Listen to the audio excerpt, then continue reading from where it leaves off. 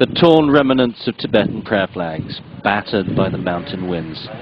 In a monastery perched on the edge of the Tibetan plateau, the monks face the daily struggle against the elements.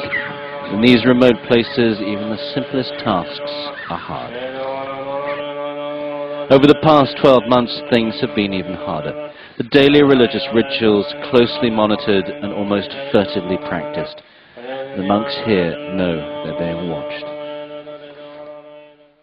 After morning prayers, a few novices keen to offer hospitality to the strangers.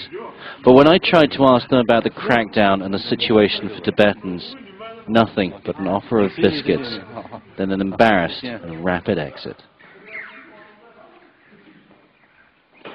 The faithful still make the pilgrimage to these revered and remote sites. These are the monasteries close to the Dalai Lama's birthplace. His unspoken presence is everywhere, which makes the authorities nervous. The crackdown since the riots in Lhasa last year hasn't just affected Tibet itself, but also Tibetan areas all over China. And that's affecting monasteries here as well. There's a police car parked right outside, and the message to the monks is very clear. Nonetheless, life seems to be continuing unhindered. Most are free to come and go as they please, although the monks here say they've had no contact with colleagues in Tibet itself. One monk who did dare to speak to us about the security situation said at its height about 40 soldiers were garrisoned in the monastery during the crackdown. Now it's just 4 policemen, and they spent most of the day asleep. For the monks, however, and those that live with them, no time to rest.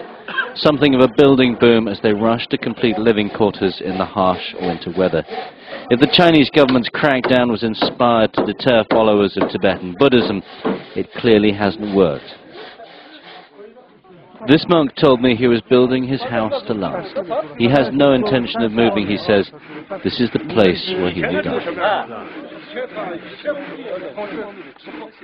And still a spirit of defiance the Chinese government will have to defeat if it ever wants to completely control these mountains on the edge of Tibet. Tony Cheng, Al Jazeera, Qinghai, Western China.